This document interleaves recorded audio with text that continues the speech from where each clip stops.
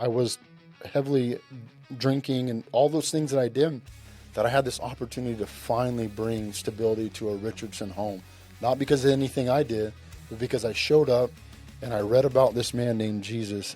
Hey there, welcome back to Above and Beyond, where excellence meets elevation. I'm your host, Jan Simon, and this season we're raising the bar, diving into the passion, purpose, and defining moments of leaders who don't just aim high, they live there. Big ideas, real stories. Let's get into it. Today's guest is LJ Richardson, a family-first entrepreneur who's built his career around hard work, strong relationships, and showing up the right way. He's been married to his wife, Melissa, since 1999. Damn, are you like 3? Close. Okay. Close. Is a proud dad of 3 and a grandfather to Emery. Did I say that right? You did. All right. Yeah.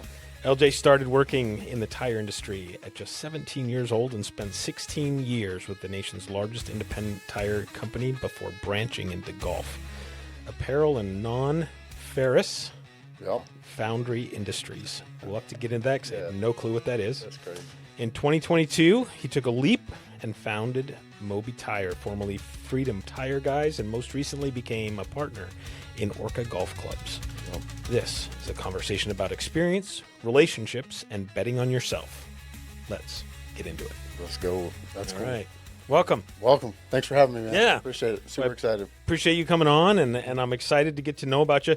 First, because I will forget once we get into everything else, tell me what a non-ferrous foundry is, because I know what a foundry is. Is it kind of the same thing? Well, non-ferrous is just non-ferrous metals. So anything that's not iron and steel. I worked in aluminum, brass, bronze, gold refineries. I worked for a company, global company, that made the melting pots. So they were as big as like a shot glass, and then get as big as a jacuzzi. And all non-ferrous metals, they would melt down. And then I got to go to places. They were making V12 tank engines, torpedoes for the military, tombstone head signs for grave sites, and everything. Anything aluminum, brass, bronze, copper, gold. Got to see some of the gold that they would mine on that. I never watched the show, but there's an Alaskan gold show or something. I may or not know exactly what you're talking about. Gold Rush, maybe? Yeah.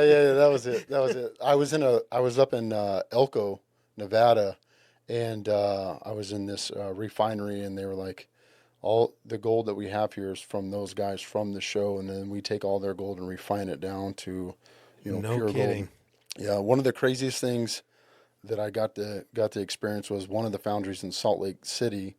You had to go through an X-ray machine, and then you basically make sure you weren't coming in with nothing taking coming it out. But right behind the cage, they had, I think she said it was about $30 million in gold, and it just stacked right there, and it was just me in a cage, and I just remember thinking that is a lot of money. That is in a there. ton of money. Yeah. Wow. That's crazy. It was. That's crazy. Knew nothing about them when I got into it, and I can't really say that I know a whole lot about them now that I'm not in it, but I got hired because I have good people skills. So. Were you in sales then, or marketing, or what'd you do? No, I was basically just an account manager, so I covered Texas, north, the United States, and everything west. In Vancouver, BC, and then everything west. I traveled about 100 nights a year doing that, and I basically just showed up and just built relationships. I mean, people were already using the product, so I just had to hang out. My wife, towards the end of my career with that, she was like, what are you going back for? And I was like, we got to visit here and there. And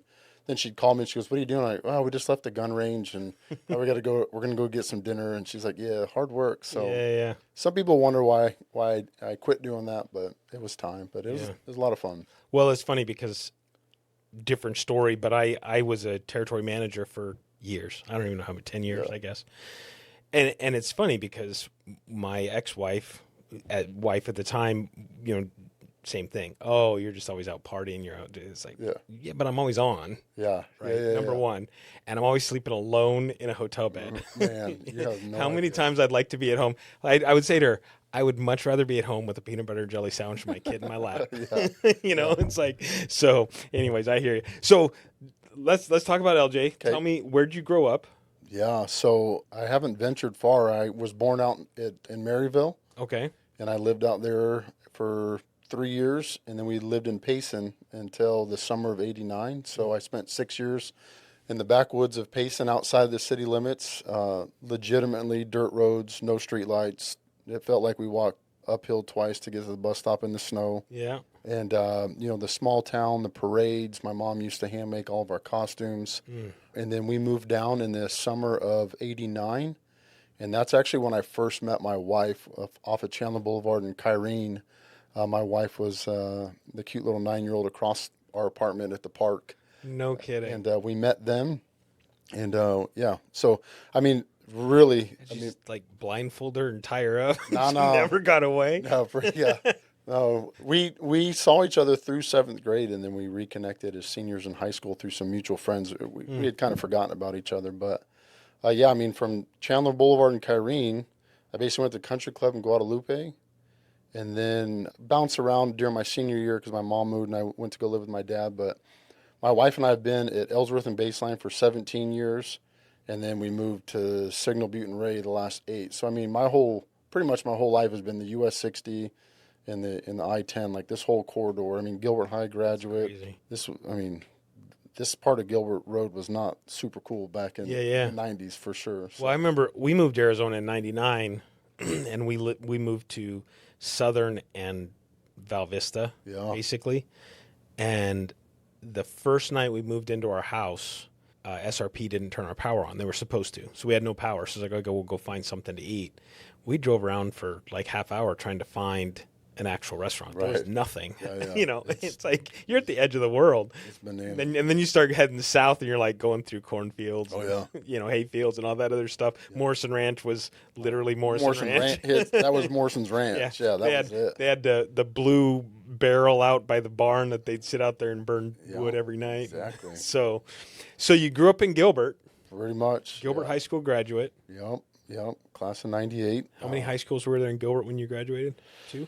Well, Highland had just opened one. So I think I was at Gilbert Junior High like the last year it was open. And then everybody that I went to junior high with in 8th grade went to Highland. And my mom sent me to Gilbert High because it was closer to Country Club in Guadalupe where we live. We're like right on the boundary. And I started Gilbert High School. And so, then it was just Highland High. I mean, that was really, obviously all the old school Mesa schools, but right. As far as Gilbert was concerned, it was, are you a tiger or a hawk? And that was it. Yeah. So, well, are you a Mormon or not? Yeah. Well, that was, I had no idea. I remember my freshman year, I had to ask, I was like, where are all these kids going across the parking lot? Like, what's that? What are they doing? And they're like, oh, that's seminary. I'm like, what? And they're like, yeah, that's the Mormons take like a class over there. And I was like, that's lucky, man. They get to get off campus. They get off campus. You know what's crazy? So I grew up in a really small town in Washington State. Yeah. And we had a Mormon church right across the street from the high school. I had no clue it was a Mormon church. Didn't even know what Mormons were until I moved down here. Really? Right. Yeah, truly. Moved down here in '99 after college, everything. And all of a sudden, everybody starts talking about these Mormons and all this stuff. And then you see the little seminary schools across the street from the schools. I'm like, hell. I go back for my 10-year class reunion. And it's like, that's a Mormon church. It's like, had no clue. Yeah. And then you start putting all the pieces together of who was LDS when you're growing up. Start looking at the last names. Yeah. Like, definitely. Like all of those. They're cousins? What? Yeah. Never. I just didn't pay attention. Yeah. After I got out of high school, I realized, like, man, like I went to school with, like, every street that's out in Queen Creek, a.k.a. Queen Tucky, like, I went to school with all of them. I was like, wait a minute, that's all those kids' last names. Like, their whole family owns, like, from Queen Tucky down to Florence. Yeah. So, it was pretty, like, whoa, kind of eye-opening. That's crazy. So, did you do anything in high school? What kind of student were you? Athlete? I was an average student. Piccolo? Yeah, no. So, I had a long-standing Pop Warner and junior high football career. Okay. And then I realized freshman football, 5'4", 115 pounds. And I think I got ran over by the girl that was playing tight end.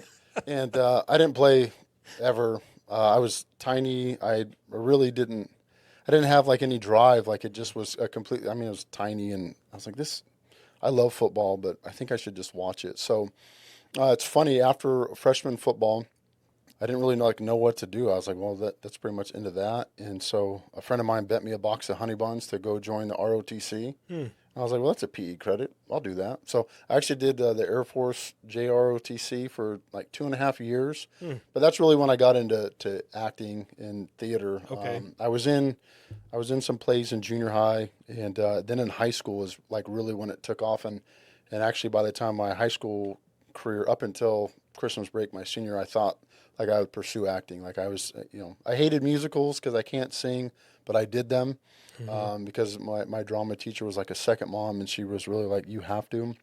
I was, I'll never forget, we did Bye Bye Birdie my freshman year, and I played like like the son of like the big McAfee family. And, I don't even think I don't even know like what she was thinking, but she made me sing, and it was so awful that people laughed. And she's like, "See, people love you," and I'm like, "I got you." So I did it. I mean, it was some of the worst singing ever. Awesome.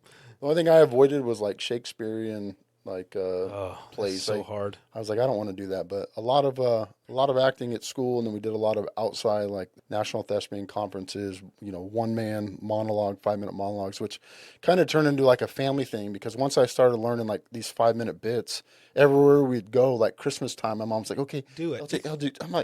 I'm not like a pony show here, Mom. She put out the hat, So, collect yeah, money. yeah. So I did a lot of those, but yeah, that came to a halt in my senior year in Okay. high school. Yeah, but C average. Yeah. Never wanted to go to like college for school. Smart that way. Yeah, I just didn't. I don't know. Acting was a lot of fun. I thought that would take me somewhere. But yeah, I just didn't really have that. I felt like maybe I'd just get into some blue collar work and Yeah. do whatever.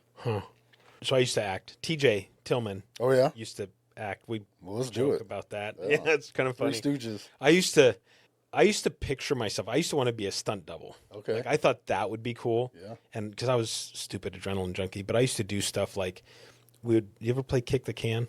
You know what kick the can is? So it's kind of like tag, Okay. but you got a can you put in the middle of the street. Okay. Okay. One person's it, and you got to protect the can.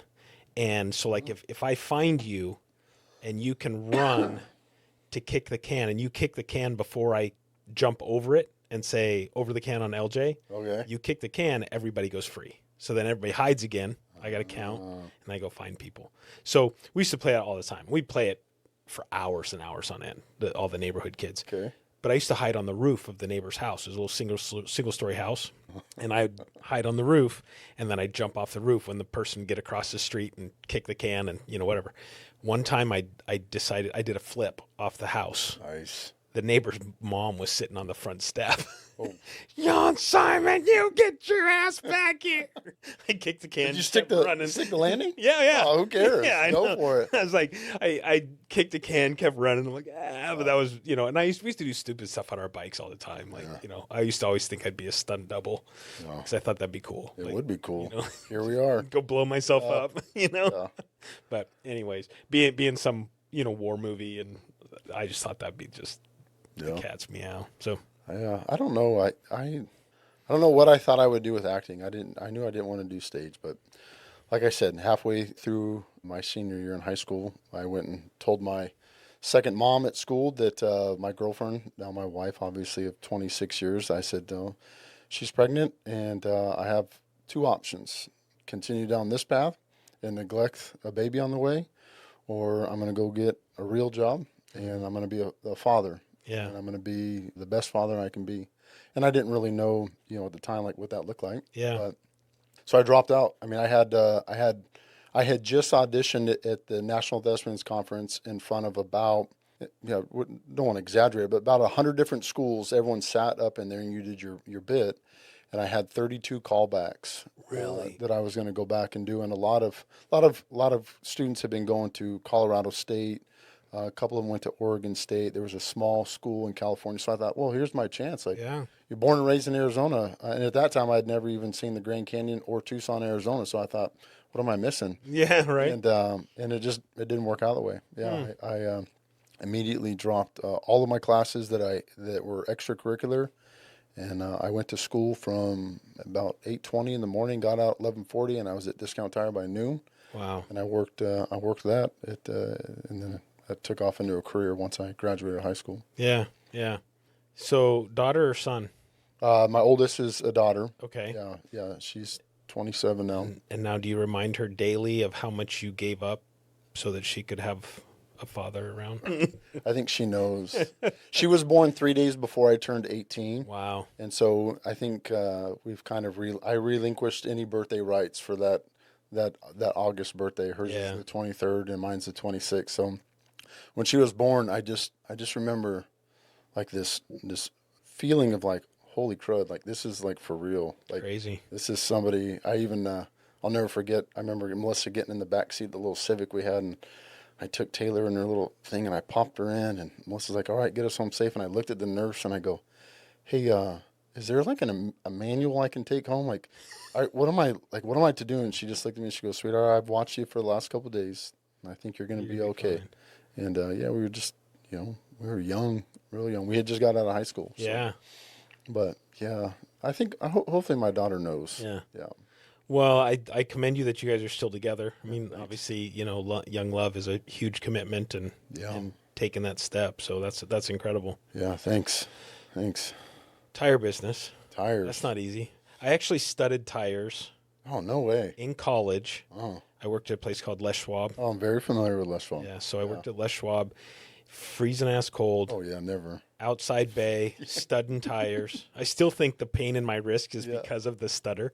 But yeah, I did that I did so many stupid jobs in college, but that was one of the jobs I did when I was in college, work tires.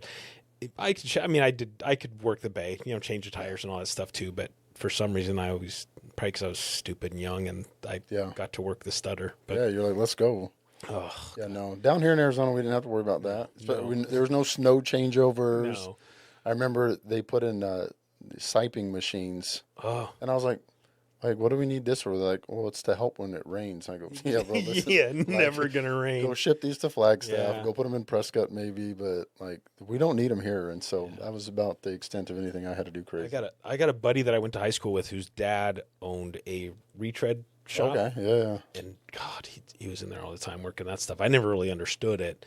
But then after I worked at Schwab for a bit, then I'd go in and be like, oh, okay, I get it now. But it was all like, big Semi stuff. Yeah, semis and tractors. Big money in that. Yeah. Big money. Yeah. All the retread stuff. So, but all right.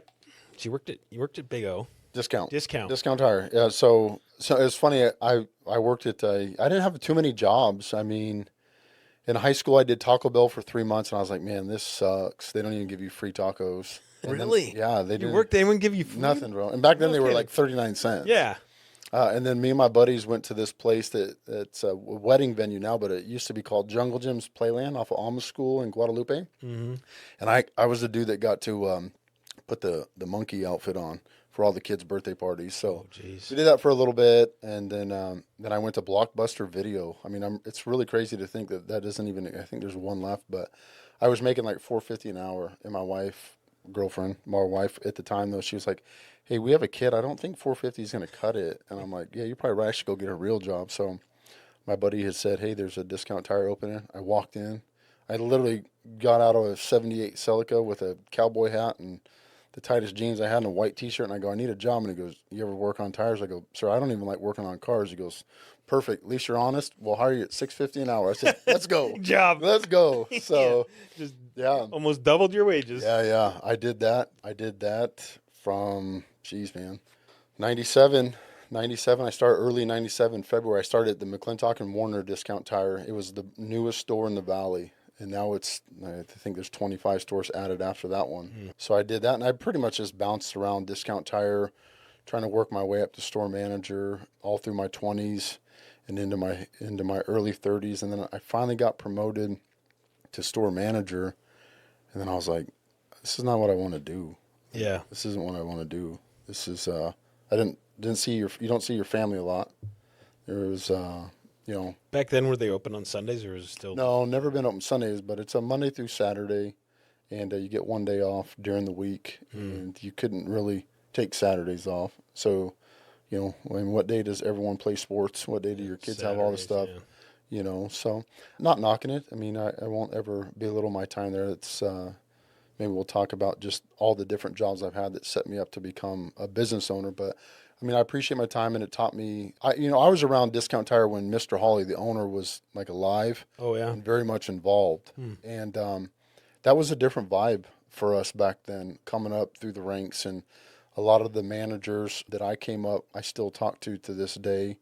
But I mean, I remember standing at Lake Tahoe, Mr. Hawley and I were standing there and eating an ice cream bar. And, here's this billionaire. Right. And we're sitting there in swim trunks and T-shirts that say, like, Discount Tire, 50th year, or whatever it was. And he just looked at me and goes, can you believe this is all just because of, good customer service and tires? And I was That's like, crazy. thank you for that. Thank you. And, Yeah.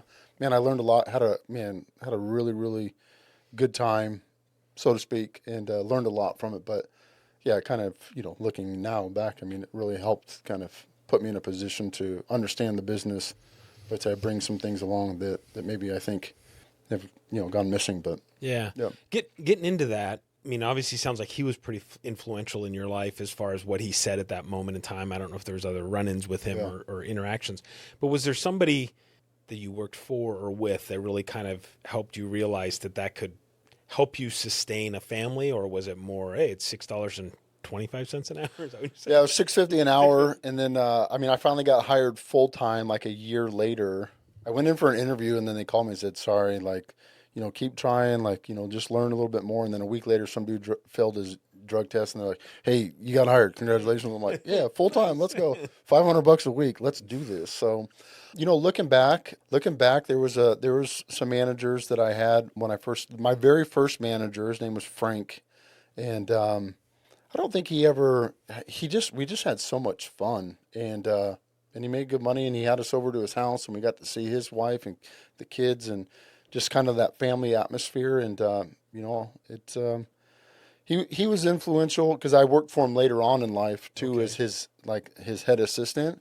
And so that was a great relationship. But I mean, there were so many guys. There's a guy back in Kansas now that I wouldn't say I loved working for him. His name's Dwayne, but yeah, he was instrumental just in my life. Looking back on a lot of the great things I learned from him, and a lot of things I don't agree with, and maybe he wouldn't now, but he shaped me to be like kind of who I am, and the way that I kind of pursued careers. But yeah, those guys in my Discount Tire life, there's lots of them. I mean, there's a lot of them. Chuck Gibbs, Scott Patello, just good dudes, and I met really good friends. Like, there's still dudes that we freaking busy dude. Discount Tire, busy, and we just, I don't want to sit here and be like dramatic, but I mean, it's a Saturday. They close at 5. You lock the door. You got 50 cars still to do at 5 o'clock on a Saturday. Wow. And you got 20 guys to work on, and then you got your other buddies that are closing their stores that are going, hey, we'll come help you.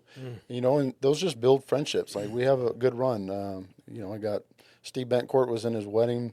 My buddy Sean Slagle just kind of retired from there to start something after 25 years. My buddy Emery and Sholo, I'm probably missing. But those guys, just the core of like what it was to be like a 20-something-year-old. Unfortunately, there was a lot of bad habits that we all picked up on. There's a lot of drinking. There was a lot of immaturity.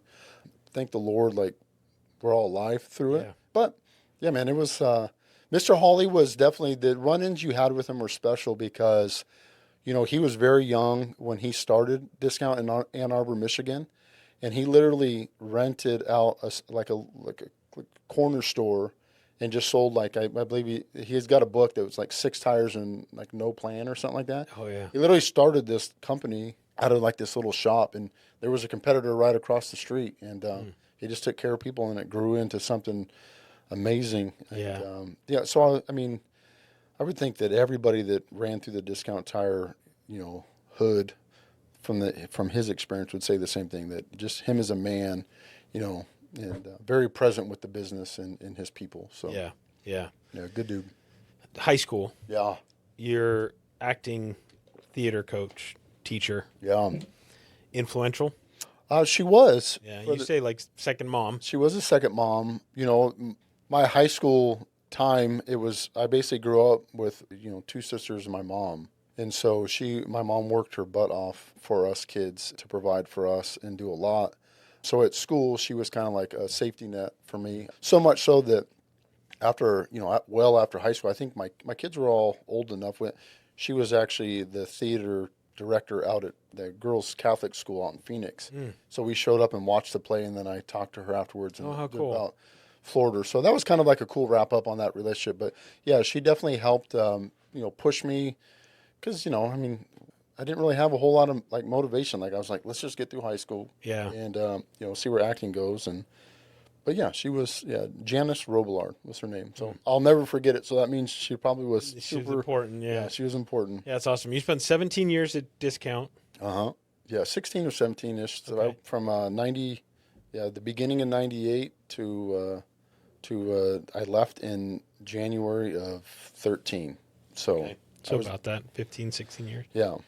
So through that time period, Mm, what types of roles did you have within the tire store sure. that you feel kind of started helping position you or make you start feeling like I could do this myself? Well, definitely back then, I never thought about the tire business like doing it by myself. I mean, I left Discount Tire to do a startup with a buddy of mine. I think, I mean, naturally I was a hothead, but I was a leader of, I was a boys amongst boys. I mean, I'm a 20-something-year-old, basically telling a bunch of, high school boys like what to do. Like we kind of fed off each other. So leading that and just kind of, motivating, maybe sometimes not in the best way. So I do apologize. I still see some of those guys that were younger than I nowadays, like put tires on their vehicles now. But back then, I didn't really, I didn't really envision being a business owner. I just kind of went through the motion, and then in January of '07, I attended a Bible study, and that's where like my relationship with God grew. And I just kind of turned my perspective towards because there's a there's a lot of money to go around with tires. I mean, you and I can sit in a restaurant and there might be 5 potential customers of yours, but pretty much everybody in that shop is a. If you own a tire business, everyone's a potential customer. So Yeah. Discount Tire paid really, really well for store managers. I mean, I will never deny that. And I always was like, growing up with little, I always just wanted a lot. I just wanted more and more. And then in '07, I gave myself to the Lord, and I remember my shift mentally was like, man, I'm personally, I'm not knocking anybody. Go pursue whatever your heart's desires. But for me personally, I was like, man, it's not about the money. And it kind of not sucked, but I had worked so hard to get to where I was at that a couple years later I got promoted to manager. And I thought, oh, maybe this will make me happy, and it just never did. And I felt like my desire to be more of a husband and a dad outweighed how much money I could make. And but I continued with Discount Tire obviously for years after that. But it was really random, kind of ish. My buddy played professional baseball. He retired, and a couple years after his retirement, we were sitting I was the manager at Discount Tire in Val Vista, no, Lindsay and University, and it was one of those nights where the company's in cleaning your floors, so you're going to be there until like 2 in the morning. And he had kind of known like my desire to, like, what else can I do, And he's like, hey, why don't you quit this, and let's start a golf apparel company, and we'll figure out apparel manufacturing, and we'll give all the net profits to charities, and we'll see what that works. And I go, well, okay, well, let's talk. And by the end of that night, it was a Wednesday night. That Friday, I put in a 2-week notice. No way. And my poor wife, I think she cried for a little bit just because of the uncertainty. Yeah. To leave a secure job, 401k, medical, dental. I mean, I jumped into a startup and was like, hey, we're going to do this. So, but what it gave me almost instantly when I left was the family time because at that time my boys were, I don't know, 6 or 7, 6, 8, and then my daughter was 13 or something, 12. And holy crud, man, to like go to a job and work from like 8 to 3, 8 to 4, and then be home for dinner. No more meals in the microwave. No more kids already asleep. Oh my gosh, we're gonna go watch Taylor play volleyball on a Saturday. This is unbelievable. It took me probably 6 to 8 months to not have this overwhelming feeling of like guilt that I had put my career ahead of my family. And I really struggled with that. Yeah. So much so that I would get like irritated driving by a discount on a Saturday. It wasn't Discount Tire's fault, but it was just an emotion that, from 17 till 32, that was our life. Daddy was the Discount Tire guy, and he worked, he'd be at work at 6:37 in the morning, and he'd get home at 6:30 to 7:30, 8 o'clock at night. And so yeah, we went through that. And then I did the golf apparel and stuff like that. What kind of impact did that have on your relationship with your wife? To leave, To be at home. Well, to go from discount, from certainty, Yeah. to entrepreneur, uncertainty. Yeah. I mean, if you don't mind me asking. Yeah, no. So my wife is a type A. She wants everything. How is this going to lay out? What's your plan? And literally the plan was, I'm going to quit and we're going to do this. And she was like, heaven help us. But to be honest with you, being present in the home outweighed anything. So, like, mind you, my wife quit work when our youngest was born. And so, like, we were at one income, family of 5. Daddy paid the bills. My wife decided she wanted to homeschool our boys. Our daughter was going to a private Christian school, and we were that family that was like asking for everyone's tax credits. Like, we can't afford it, but God's going to provide. And she did it. She went from 7th grade all the way through high school. Wow. Graduating class of like, I think 8 or 9, something like that. It was amazing. But I think, but my wife and I, just the communication and just the quality, my wife is 100% quality time. And I had to learn that because that isn't my love language. Mine's definitely not that, but we learned it, and we just became like a really, really good team. And my wife is very good with money, and so she stretched a long way, and made sure that like home cooked meals and the kids were taken care of. And we did kind of every summer, Melissa and the kids, after Taylor got out of school, they'd go up to my mom's place in Oregon City, and we knew that was school shopping time because there's no taxes. So we would get up there, and she'd be like, buying all the clothes, but we made it work. That's awesome. So yeah, it definitely drew us closer together. There's a lot, let's put it this way, there's a lot more family pictures and videos post Discount Tire career, and I think a lot more smiles on everyone's faces. Yeah. That's awesome. So how long did you do the golf apparel? I did that 5 years, almost to the day. Like, I literally started the job I left that for almost to the day. And so 5 years with we were second guy golf, 2GG, because the second guy is always better. Yeah. So that was the whole stick. What is it still going today? No, it went on for about 4 years after I left. I think he kept it going for about 9 years. It was a phenomenal run, though. I mean, just imagine a tire dude who thought he wanted to be an actor, and an ex-Major League Baseball player who, World Series pitcher, all-star, pitched with some of the greats. He was really, really good. I'll call you great because I know you're going to watch this. Here we are in a room about this size. I'll never forget it. And we had 2 laptops, and we go, all right, like, what do we do now? Like, how are we going to do this? No. Yeah, so we crazy. We just kind of like literally went all in. We went to the PGA show at the end of January, and just kind of walked around and thought, what have we gotten ourselves into? And then we kind of found some connections, had our first run of products made in India through like a sublet dude. And then before I know it, we're going to Las Vegas Fashion Week, and we're going down to the Garment District in LA, and we're looking at things, and we're traveling to China 2 times. Went to Thailand the 3rd year I was around. It was pretty wild. The coolest thing was we partnered with Feed My Starving Children here in the Valley, and then my buddy, when he played ball, he had a young lady who was a nanny for him.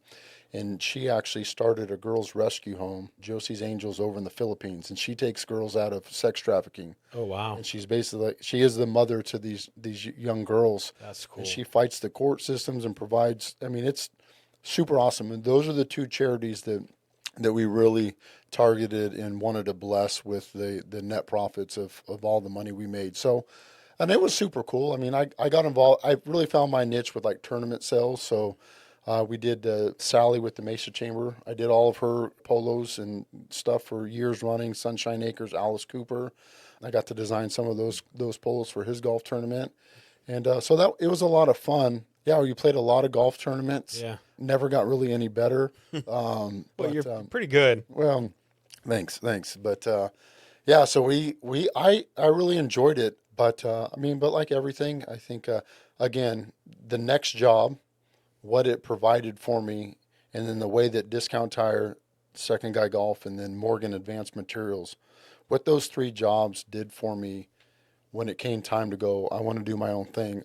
I I could never like repay those people and those companies like for what they taught me.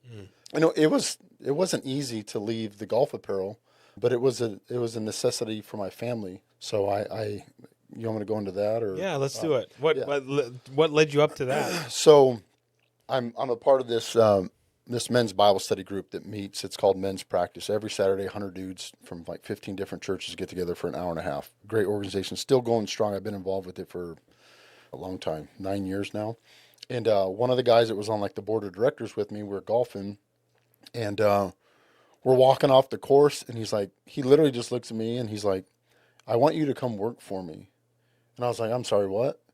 And he's like, I want you to come work for me. And I go, "I don't know like what you do." And he goes, "I don't care." He goes, "We can teach you anything, but the way that you communicate, the way that you show up, the way that," in our men's Bible study, I do announcements every week and then kind of like lead the charge for the opening 20 minutes. So I think he saw some of like that ability in me. And I was like, "No, I'm good." And then he was very persistent. And the golf thing was going, but then he calls me up and he's like, "I need to put someone's name in like in a week." And I go, "Okay, well, what does it pay? Like, tell me about like, okay, forget if you think I can do the job, what does it pay?" And then he like laid it out. He went boom, boom, boom, boom. And here I am working with my best friend, my two best friends, the guys that I'm in Orca Golf with now. We're showing up every day doing work, and I have a guy offer me more money than I've ever made, even at Discount Tire, because I never got to that upper tier, like manager level. I was only a manager for like 2.5, 3 years, so I never knew like money like that. And he's like, "You'll get this, and that. You get a brand new Forerunner every 2 years. Everything's paid for. You'll travel. You keep all your points so you and your family can use those." And I was like, "Holy crap, man! Like, holy crap! Like, I think I have to do this." Yeah. Because not only did it come with a lot of money, but he said, 401k, medical, dental. If I tell my wife that, like, it's game over. Yeah, she won't hear the rest of it. And so I called her and told her, and she goes, "Please tell me you said yes." And I go, "No, babe. I told him I get back to him." So we'll just fast forward. I ended up leaving at the end of January and starting with this company based out of London with manufacturing facilities all over. But yeah, so all of a sudden I took on a role as a foundry account manager. I had no idea what a foundry was. Of course, when you hear crucible, everyone thinks like, "Oh, the crucible," and I'm like, "No, it's a melting pot." And I started that in February. In March, I'm in Germany, freezing my butt off, walking through these factories from like the 1800s, like on the side of a hill, going, "Man, what am I doing?" It's crazy. Yeah, it was pretty crazy. It's but crazy. How long did you do that? I did that for almost 4 years to the day. Wow. Yeah. Wow. Crazy thing about that job forced me to go to Tucson for the first time in my life. The 2017, so I'm 36 years old, born and raised here, and I have to drive down and go visit there's three foundries in Tucson. And I was driving to Tucson after just taking this job, and my buddies in Nashville who had left Discount Tire to start Freedom Tire Guys, they called me as I'm driving, and they said, "Hey, we want to start a mobile tire company out here, and we want to know if you want to get in." My buddy Kanan called me, and I was like, "Bro, that's a great idea, but I just left the startup with a buddy, and my wife is going to kill me. Like, Right. that's not happening for me." Yeah. And so really, we talked a little bit, and then I said I wished him luck, and really didn't give it like any thought at all. And then so I did the foundry business, and I didn't realize how much like I love to travel. I just like to be on the go. My wife would tell you like I have a hard time like doing nothing.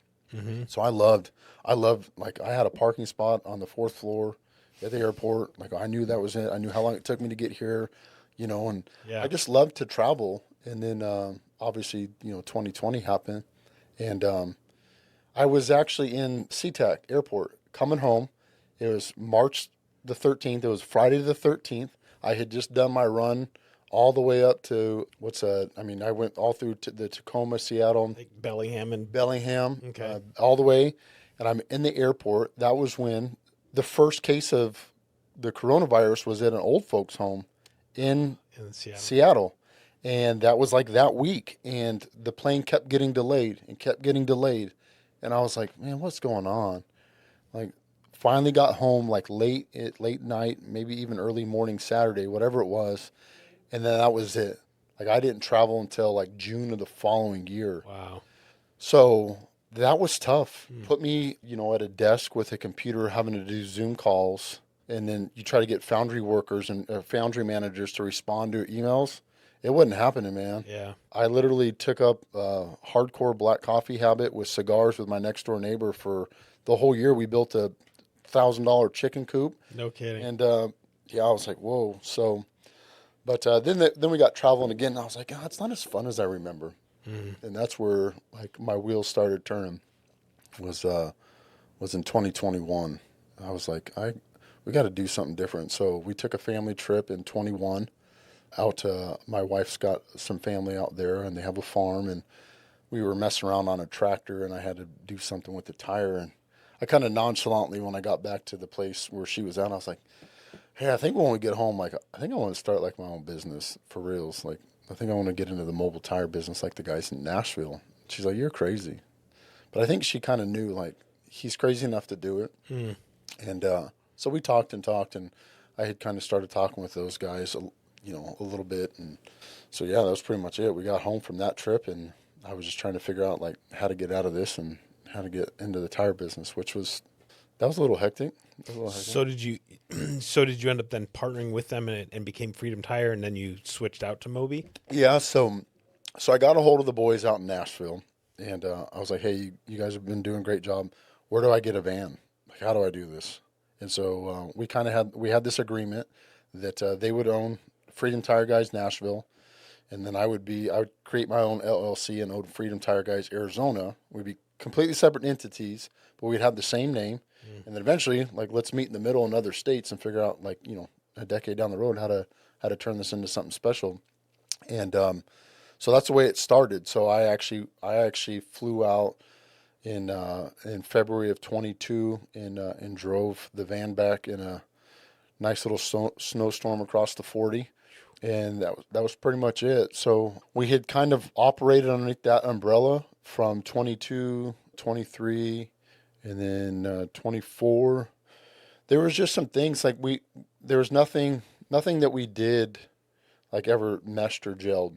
Not because nobody was good at what they were doing. Everyone was just so busy doing what they were doing. And because we didn't have shared bank accounts and shared business accounts, like, it didn't really never matter. So there was just some things that started happening in 24. Not really happening, but I was like, I think for me to kind of take this to where I want to take it, because I don't want to have to share a name and then figure out like all that, schematics to that. I was like, I think I just need to rebrand the name. I mean, the LLC is just do a DBA and rewrap the vans. And so, yeah, that's pretty much the way it went. Is the end of like November of 24. I just kind of like let them know, like, hey, I'm going to do this. And they're like, okay.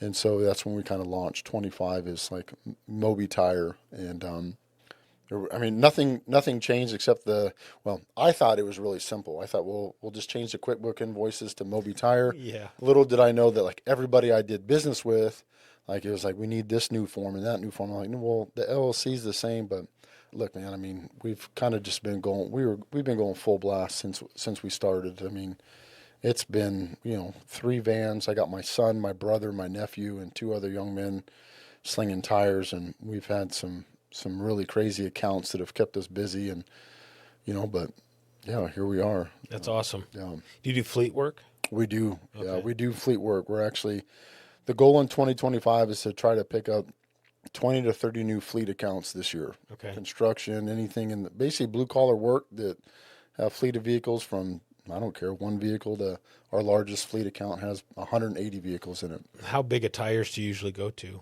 We go up to 19.5, so like the F550, like dually trucks. We do larger than that, like we sell them, but I sublet that to the guys that specialize The in labor of the it. big stuff. Yeah, Yeah. I'm like, I thought I wanted to get into that, and then I bought some equipment to do it, and it's all by hand, Mm-hmm. And I did a couple like trial run, and I was like, yeah, like I don't want to do like we want to be in and out, we want to be efficient. Plus, there's 5 million people in Maricopa County. Like, Yeah. why go after semi truck market's saturated? Yeah. And all the customers that use that, they figured out a way to nickel and dime because it's a money game. Obviously, people want to.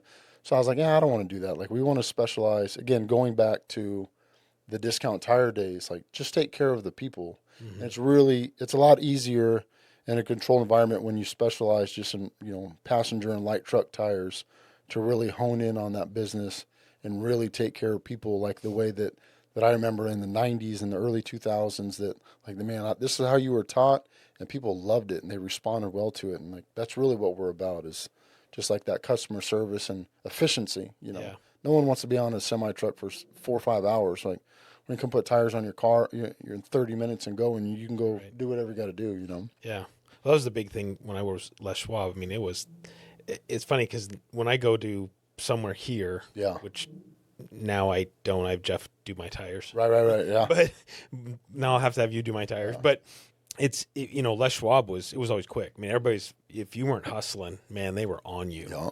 And I go to some of these places now, like I pulled in the other day because the low light came on my truck while I'm driving. I'm like, I'll just pull into, discount and let them, Yeah. Big O or whoever it was, I think I waited in line for 45 minutes. It was just bananas. I'm like, come on already. You're just putting air in a tire. Let's go, But they're obviously trying to upsell and all the other things. Yeah, they got some crazy schematics now where they measure tread depth and do this. And look, man, safety's important. But, I mean, that QT, here's a nod to QT. My boys love it. All the guys that run the vans, that's the only place they'll go. But free air at QT. I've never had luck, and maybe it's because I probably pull into Circle K. No, it's Circle K. Seems like every time I pull into one of those Swiping your places, card it's like the things are broken. Somebody's busted the air thing or whatever it is. Anyway, so has there ever been a time in your life through all those transitions and changes where you've had to kind of reinvent yourself, change who you were, maybe for the better? Yeah. Well, interesting question. When I took on the role as like the account manager, I had never really been challenged like on a time management level, right? Like I'd never experienced what it meant to like control my time. Yeah. Yep.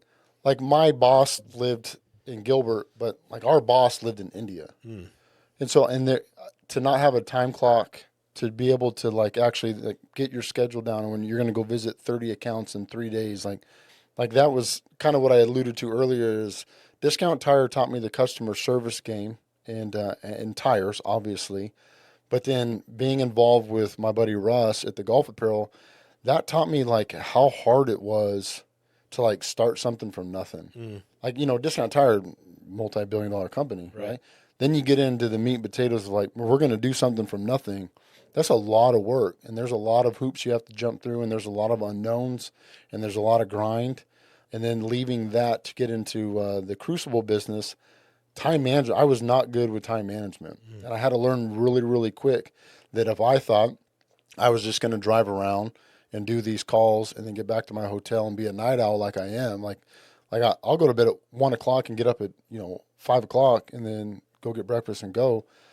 I had to learn time management. Don't want to miss my airplane to get home. I got rental cars I got to get back.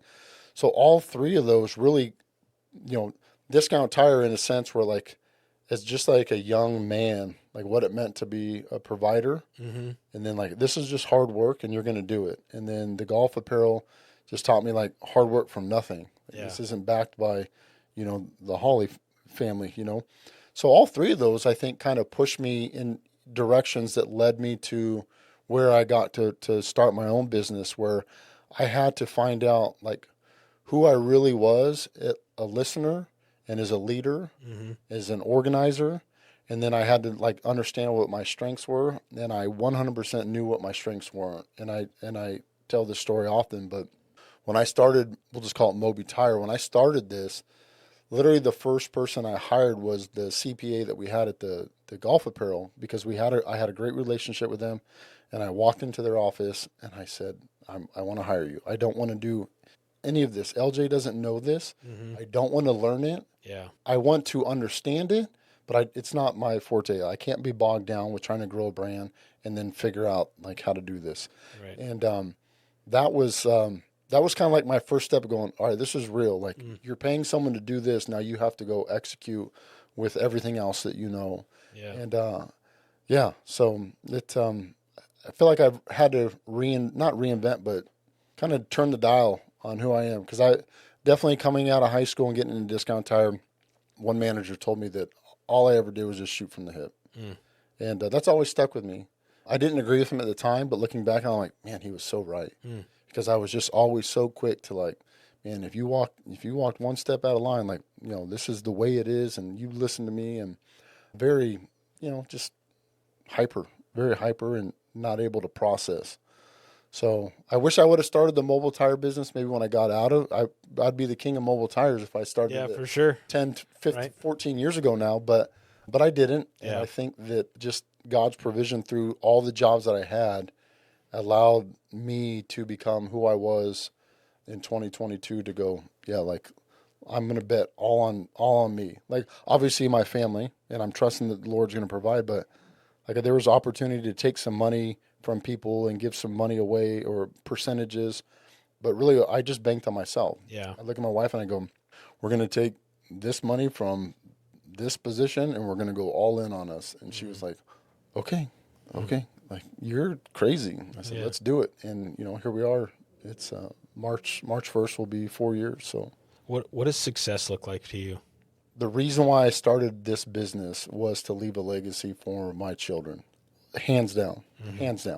It was to create something that the Richardson kids would look back and go, Dad cared enough about our future to provide for us monetary, but also if you want to be involved with this business in some capacity to help take this and keep pushing it on down the road. So I think success to me would just be in the business aspect, it would be having, a sustainable business that does things the right way, that makes money, so that my family can enjoy the pleasures of their families and whatever they want to do in life, and not be bogged down by, the 9 to 5 that they hate.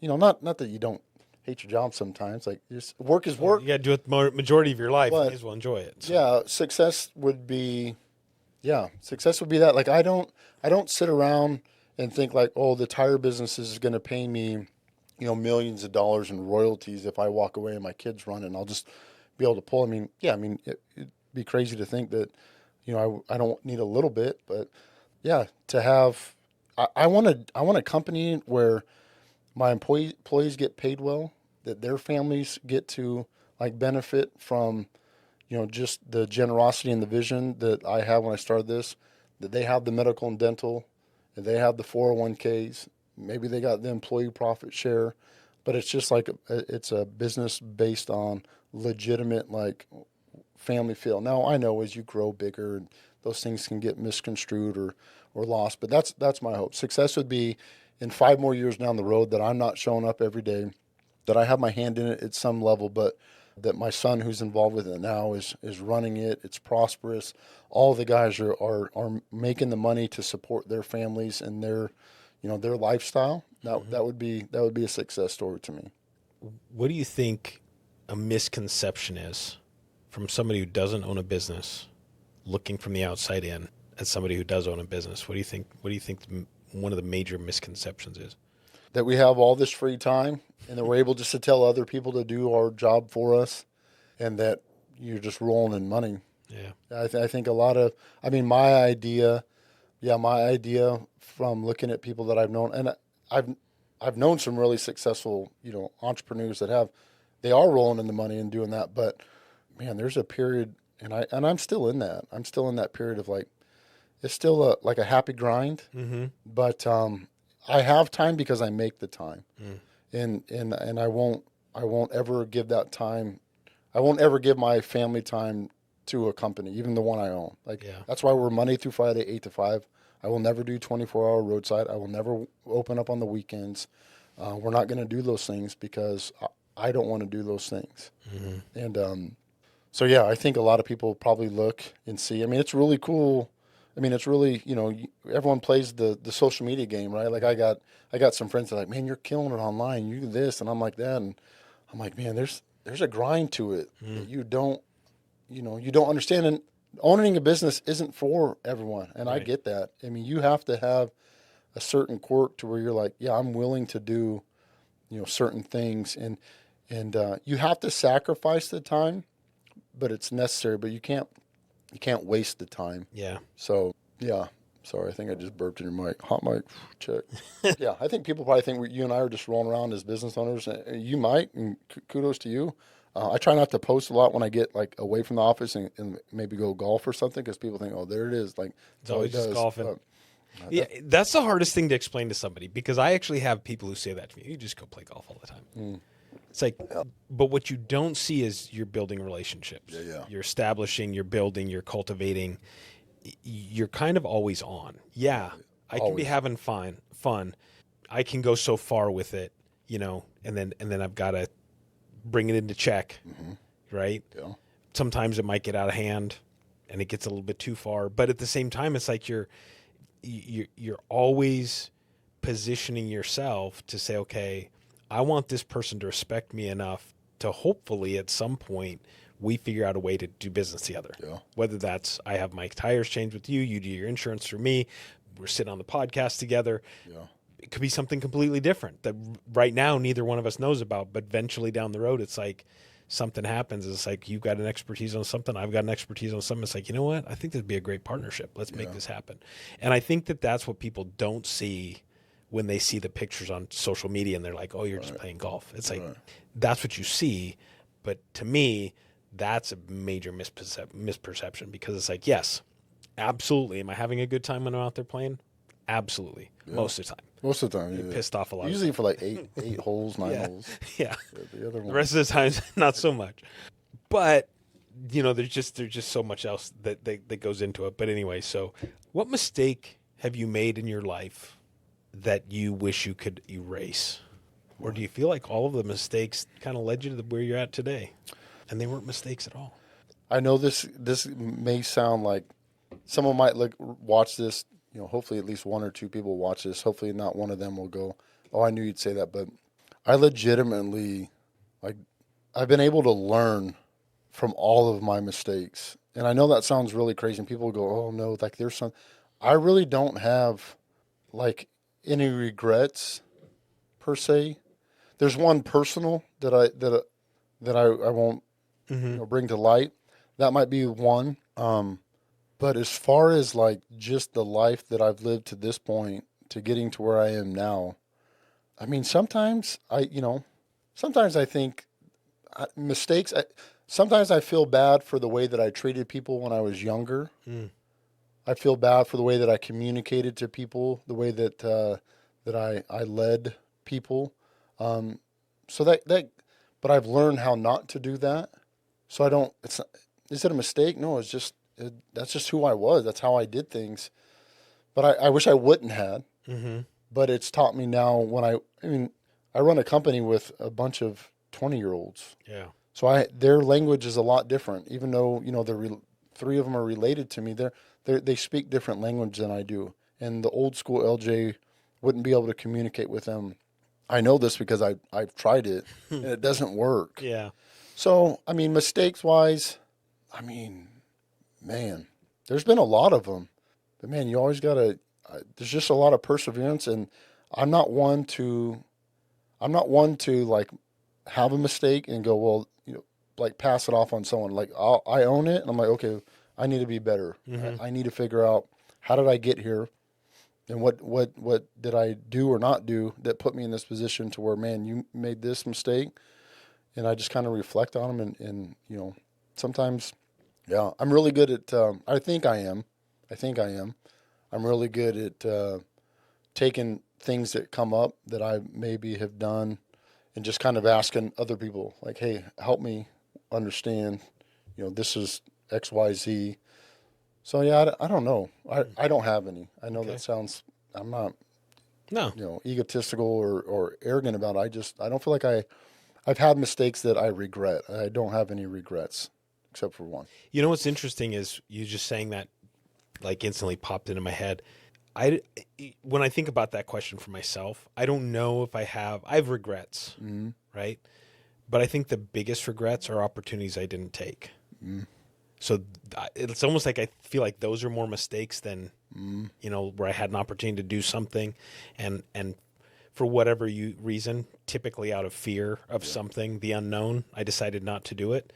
And so when I think about that, having you just said that, it's like it makes me think, yeah, the opportunity I didn't take is probably the mistake I regret the most. So Yeah, but see, coming from me, discount tire lifer, to, hey, let's start a golf barrel company, to dropping in a 2-week notice and having to go to lunch with my vice president the next day on a Saturday. He's like, meet me for lunch. I was like, it's Saturday. And he's like, meet me for lunch.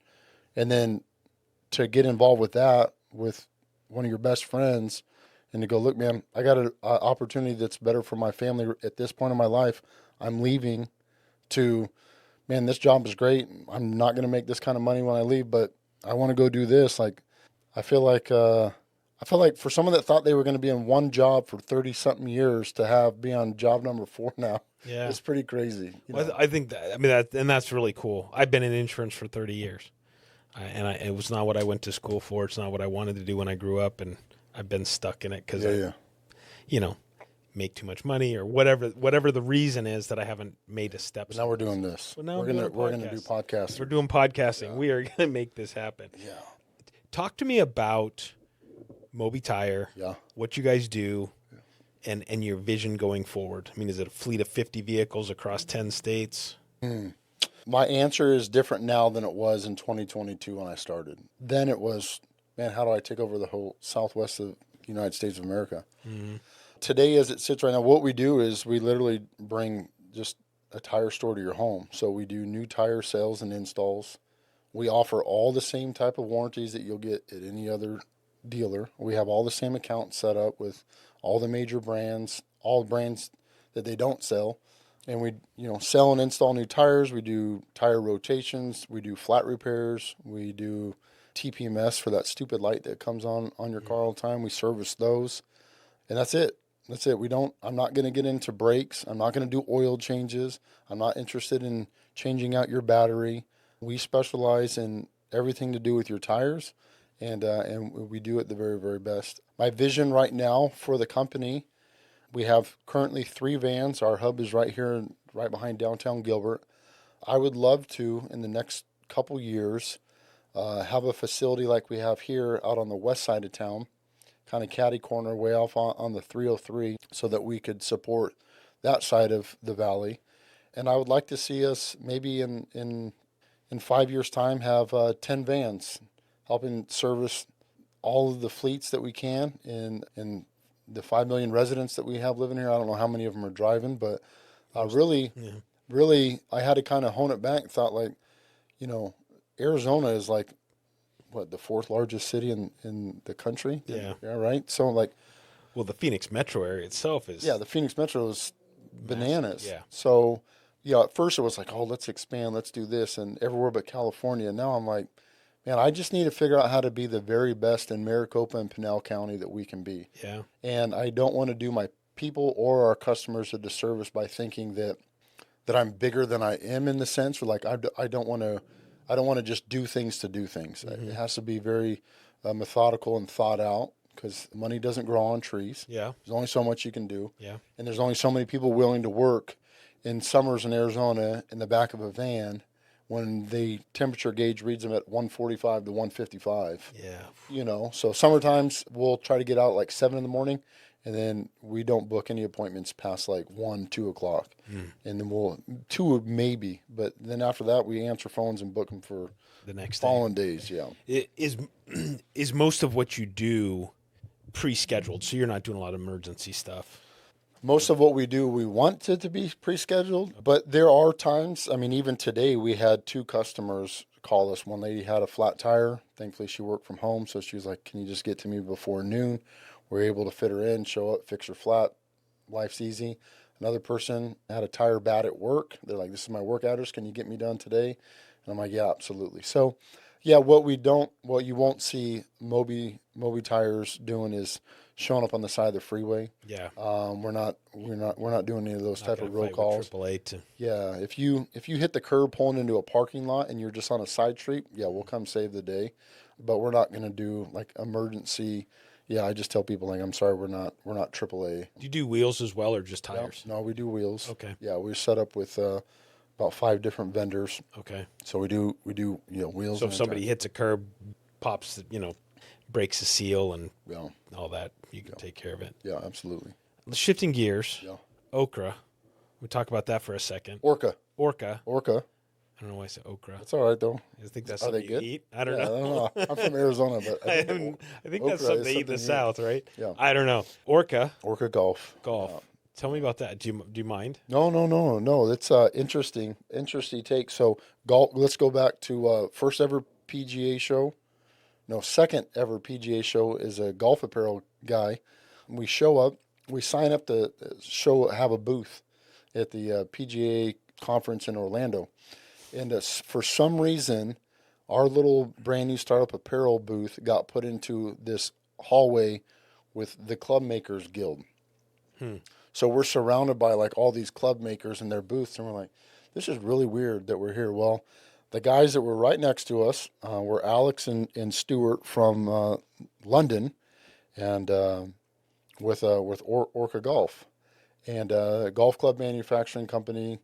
I mean, they've been around now, I think 20 years now. So back then, it's 10 years. They've been going strong, and so we hit it off great with those guys. We ran around Orlando with them. I think the following year we actually shared a room with the guy. We VRBO'd a place. So we just built this really cool relationship with those guys. And then, of course, I get out of the golf business. And my buddy Alex in London hits me up at the end of 24 and was like, hey, I'm going to come out to Florida in March of like 25. He's like, I understand that the States are a lot bigger. You can't just drive over to Florida. Yeah. But if you could make it, that would be really cool. And I said, yeah, man. I mean, there's a little bit more to it. But I told my wife, hey, Alex is coming to town.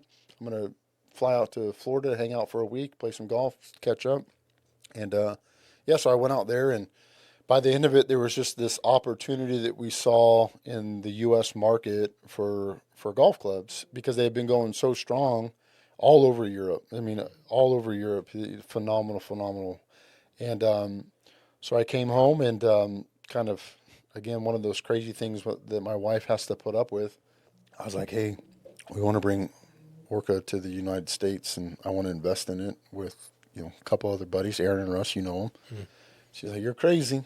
I was like, I know I am. So yeah, we got in on that level as like an ownership team here stateside to launch the brand here in the U.S.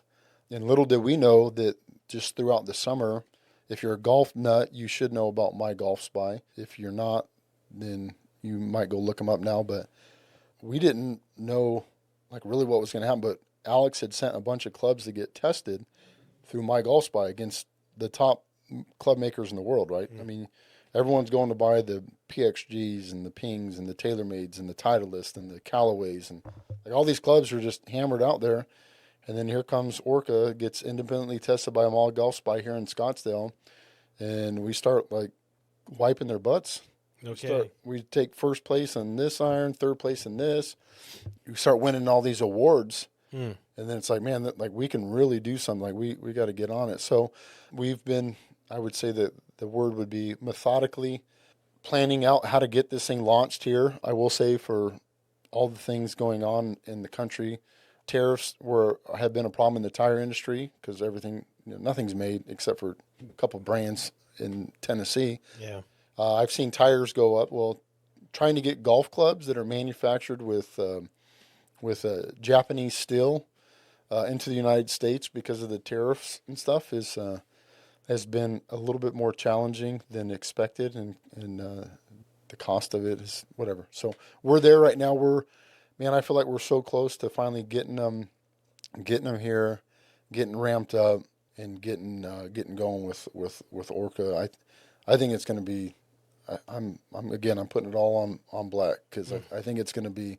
The clubs speak for themselves. We've gotten a lot of great feedback from professionals and really, really good, like low handicap cappers, and yeah, they're the real deal. And I don't take any credit for that. Alex is the club designer. So it'll make me play better if I get a set of Orcas. Absolutely, 100%. Well, we'll have to talk. Yeah, I need a new set of clubs. A lot of people would say, well, of course he better say that, but I mean, you can't argue when a company puts your product up against the best in the world. Yeah, And they go, well, let me tell you guys something. It's like they're legitimate, like they're contenders, hardcore. yeah. And so we're definitely going to piggyback on that and see where that goes this year. I'm really excited for that. I mean, I do love the game of golf, but I love being like in that community. It's a lot of fun, and there's a lot of potential on that. So, yeah, let's.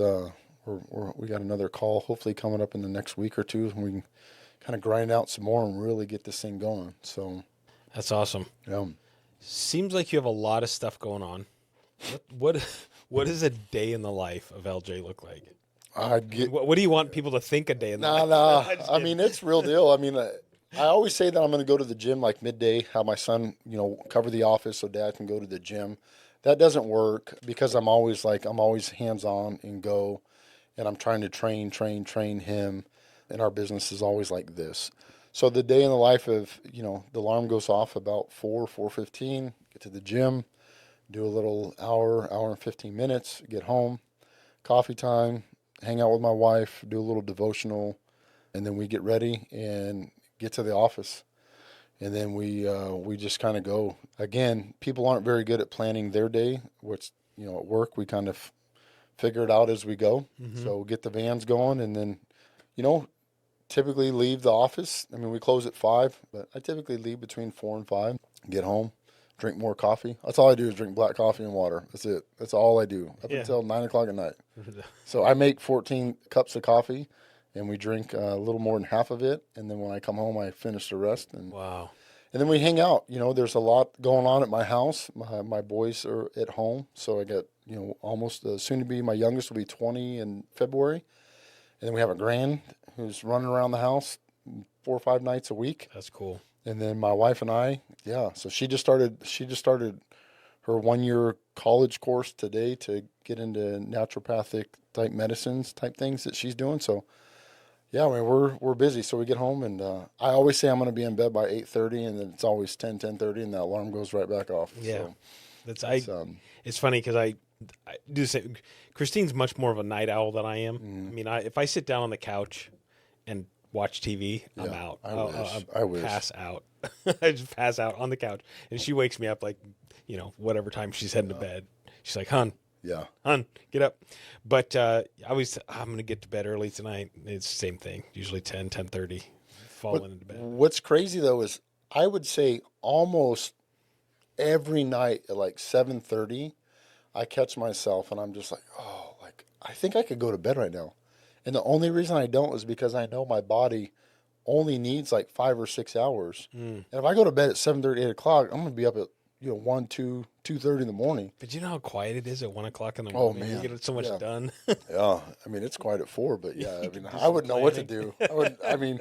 My wife would wake up and see me sitting there. She's like, "What are you doing?" I'm like, well, emails came in last night and we're just go. Working. Yeah. So yeah, that's pretty much it. Yeah. We spend home dinners. My wife and I almost religiously 5:30. We have dinner. We usually like to watch a show while we do that. We had a lot of good shows. We love watching our shows while we do that, and then we just hang out. Yeah. Put it on repeat. And really, I mean, even though you've got people at home, it's just the two of you. Yeah. You guys do family dinners together and stuff? Or? Yeah, we try to do like on Sundays, family dinner with the boys.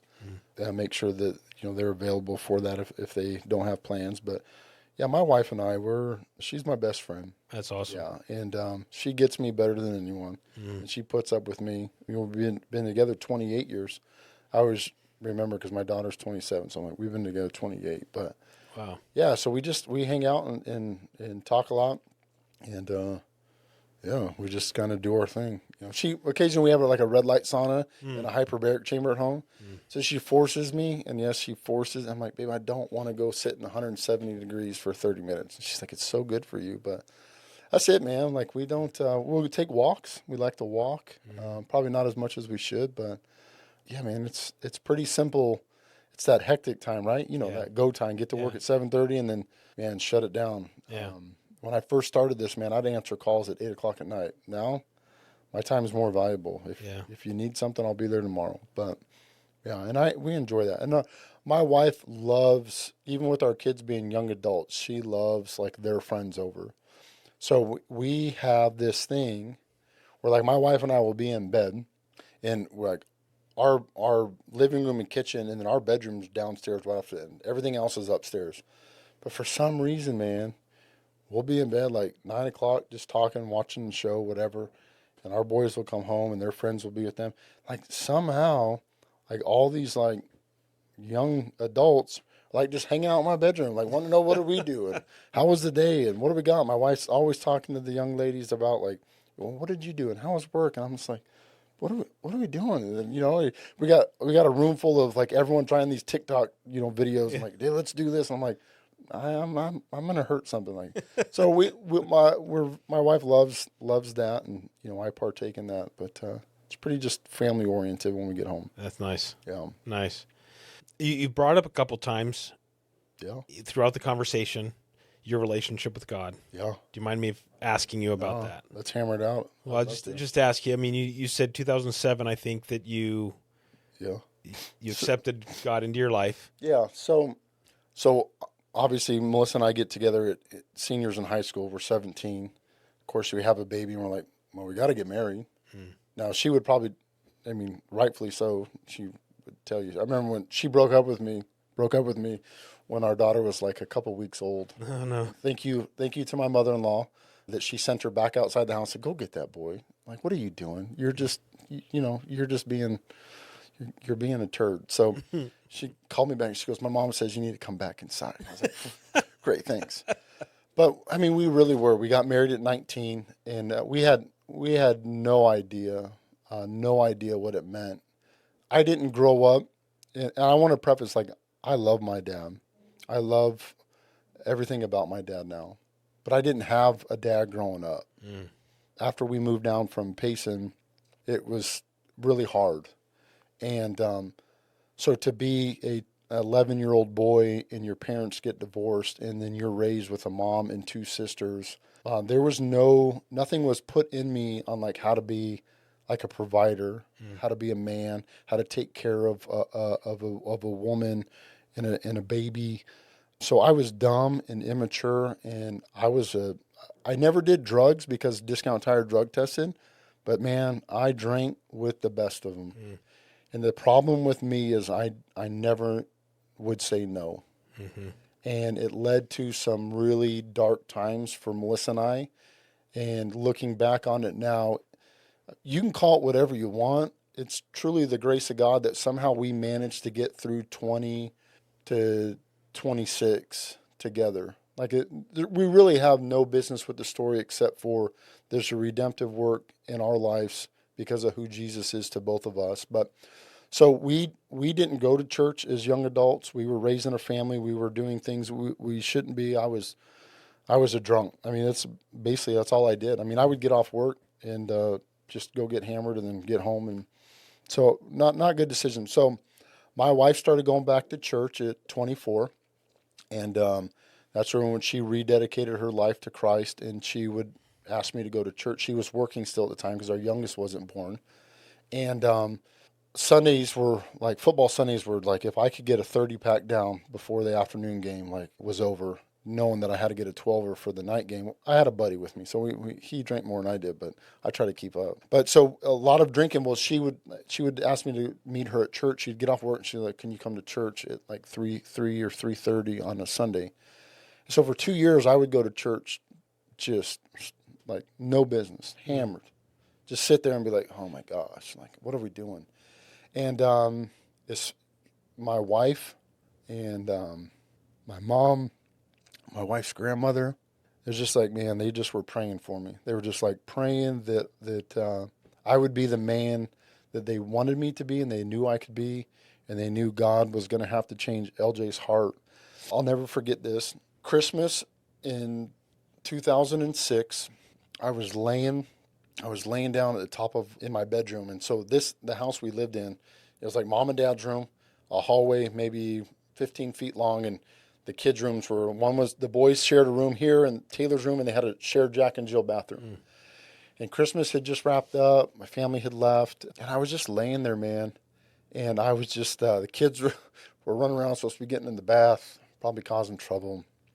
And I just remember thinking, I have nothing left to like offer. Like, I can't fix this. This is the desire in me is like broken. And my wife had been going to church for years, for 2 years. She had started serving at the church. She started doing women's ministry. And man, she just kept putting up with me. And I say that like very intently. Melissa just put up with me because she wanted to see God change my heart. And I just said, all right, God, like I got nothing to offer. I got onto the website of the church we had been attending.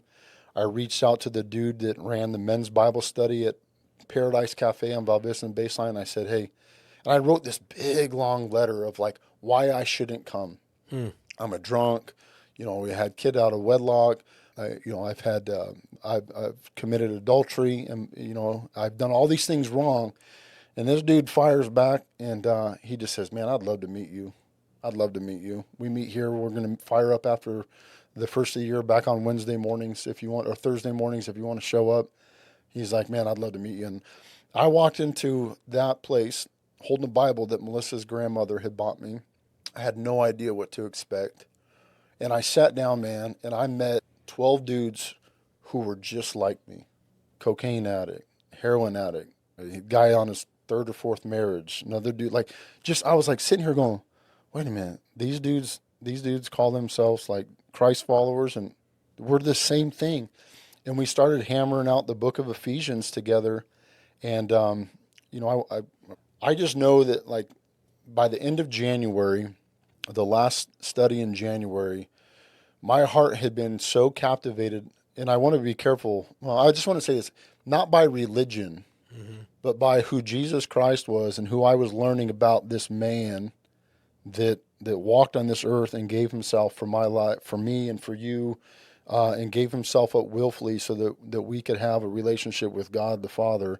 Like when that hit me, I couldn't do anything but just go, oh my gosh. And I just like, there was like this overwhelming feeling of like all the things that I've done. Like when you ask me about regret and this and that, I don't regret the things I've done because they shaped who I was and put me in a position that when God saved LJ in a cafe and said, I love you in spite of who you are and what you've done, that doesn't matter to me. And I felt that. And I'm telling you what, man, I was running through walls. Melissa actually will tell you, like, she was like jealous. She was like angry.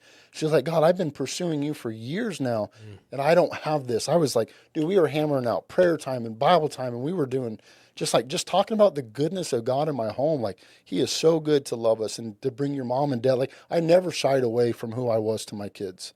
Your dad was a sinner, broken, and I had no hope in anything that I could provide. And God saved Daddy, and because of that, man, like, and I don't want to.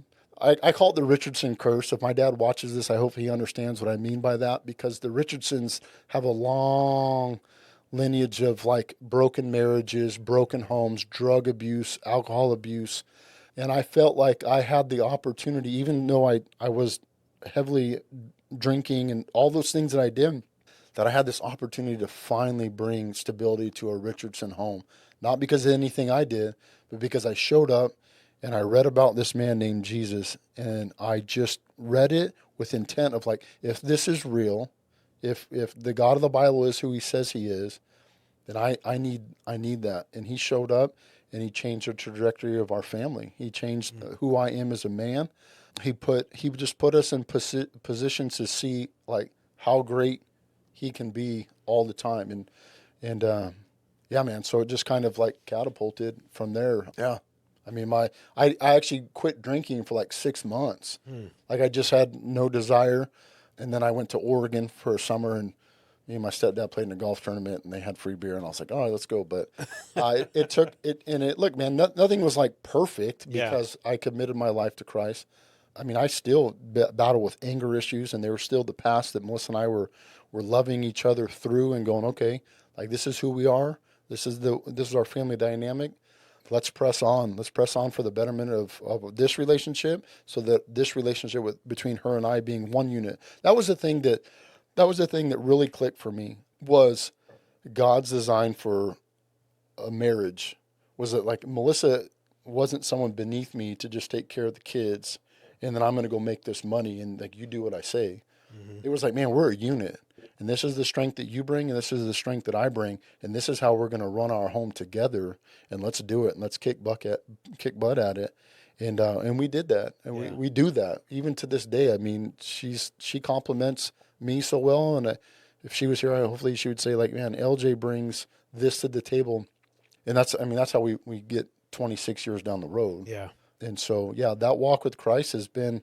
It's like a stock market. Like, you get saved, but man, there's the ebbs and flows, the ups and downs. It's by all means, my life is any different per se in the circumstances that come my way, but there is a greater hope in my heart to know that, like, man, like God's in control of all this, and all I have to do is like be God honoring in my family, in my business, in my relationships, and but. I mean, I'm just a regular dude that loves Jesus, man. Yeah.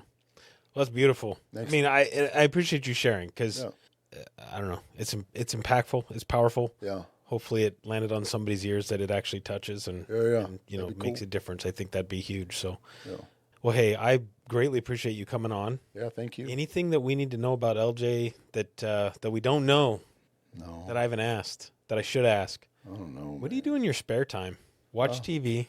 What are your shows? I don't really. Well, yeah. So tell me what. I'm a huge Peaky Blinders fan. Oh, like I've watched that show twice. Have you? And it's better with the subtitles. It's got a movie coming out. I know. I can't wait. I just think I love that show. Like I always bounce around. Like if I could go back to any point in time, which would it be? And I'm like, sometimes I think, man, I want to be on that horseback, and I want to be a cowboy. And I'm like, no, man, it'd be pretty cool to be like a gangster, like an old school turn of the century mobster. It's so funny because I think. I would want to. I think I would take the horseback. Yeah. The cowboys, the old west. Yeah. Get on the horse, and it's like, okay, I'm just gonna head. Yeah. Follow the sun. Probably less likely if you just kind of dodge the bullets to not get killed. Yeah, right. Gangsters, they're blowing things up. Yeah. Man, what do we watch? Man, it's so funny. Like you ask that, and you're like, your mind's just like, we watch all of them. Yeah. We watch every single one of them. Yeah, Peaky Blinders was big for us. There's just so many of them that like we've gone through. Like Dead to Me was a really good one. I mean, what are we watching now? Like Mayor of Kingstown, or Jeremy Renner's legit. Have you watched Suits yet? So funny you say that. I didn't get introduced to Suits until like 3 seasons into it by my boss with the Crucible business. Mm-hmm. He's like, hey, have you watched Suits? And I was like, no. So when I would work out in the gym, I would do the elliptical for one show, and then I would go back to my hotel room and I would burn through like just episode after episode. Like I loved that show. That's what I did with Outsiders. Okay. Or Outlanders. Outlanders. Yeah, or Outlanders. Just burn through it. Well, I'd go to the gym, I'd get on the elliptical, and I'd watch, and then it's like, oh, I need to see that. Yeah. That's how Suits was for me. I was like, man, if I'm on the road traveling, I have so many seasons just to catch up. Yeah. And I told everybody about it, and everyone's like, this show's great. And I'm like, it's been out for like 3 years. We're like, holy crap. So I did kind of similar with The Office. I never got, like, when it was like on TV. Yeah. Like actual, not in syndication, but on TV. Right. And everybody's watching, they're doing all, it didn't click at all. Still don't click for me. And then, my son started watching it. Yeah. And so I kind of would catch pieces of it. And then I started watching it. You like it? Oh, it's hilarious. I can't stand it. It's freaking so funny. Yeah. Oh, I'm like, no, this humor is like so hard for me to do. Oh, Once I think for me, once I started understanding like the relationships between the people, right, and all the stuff that was happening in the background, then it's like it just became. And of course, I've worked in an office the majority of my life, right, so it's like that whole thing where you're like, oh yeah, you can relate. I can see right? this actually happening, Yeah. But that's funny. So. Well, cool. Well, hey, greatly appreciate you coming on the show. Man. I really appreciate taking the time and been good getting to know you and understand who you are a little bit better. Thanks, I really appreciate it. I'm going to give you a challenge coin. Okay. This is your challenge coin for coming on. I actually will have another gift for you as well because everybody on the show gets a gift. Okay. I just am behind on getting them made. All right. But that challenge coin is above and beyond. Super cool. I appreciate you coming on and going above and beyond with us. Yeah, man. And anything I can do, please let me know. Okay. So Thanks so much for your time, man. Yeah, I thank appreciate you. all this. Thanks for just the opportunity to come on and run my mouth. So, Yeah. I said, don't take too long. I said, don't worry, we'll keep so. last thing, let me know how people can get in touch with you at MobiTire Yeah. or Orca. Or Orca. If you want. Yeah, no, I mean, I just don't want to have to keep telling people soon. Frank keeps on hitting me up. He's like, wait, what's the 411 on the golf? And I'm like, soon. Yeah, you can call me or you can email us. I mean, just get a hold of me, whatever you need. What's your website? MobiTire.com? Yeah, MobiTire.com, MobiTire.com. So like mobile, stopping Yeah. at the eye. Yeah. Okay. Yeah, we thought about that one. Me and my buddy over cigar night. We're like, let's come up with a company name. We're not sure if the E goes before the L or the L goes Yeah. before the E, so we're just stopping at the I. Go Moby. And of course, everyone's like, well, like Moby Dick. And I'm like, no, not like the whale, but whatever you have to do. It works. Yeah, MobiTire.com, or you can, look me up on the APN website, and all of my email address and everything's on there.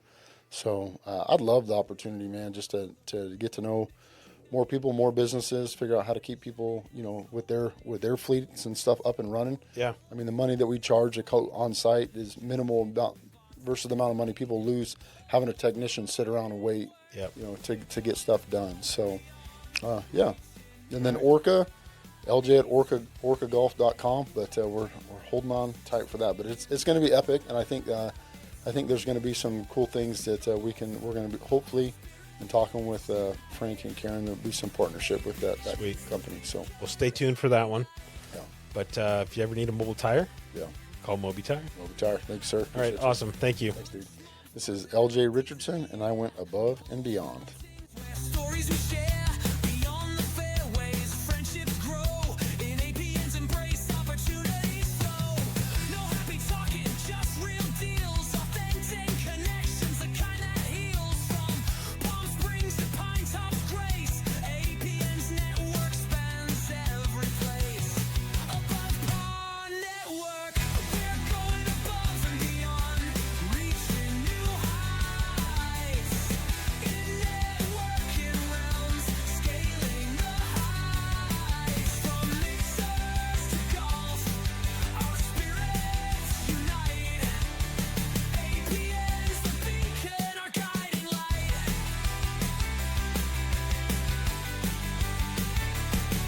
So here's to APN, where dreams align. In every connection, a chance to shine. Above and beyond, we'll always strive. In APN's network, we truly thrive.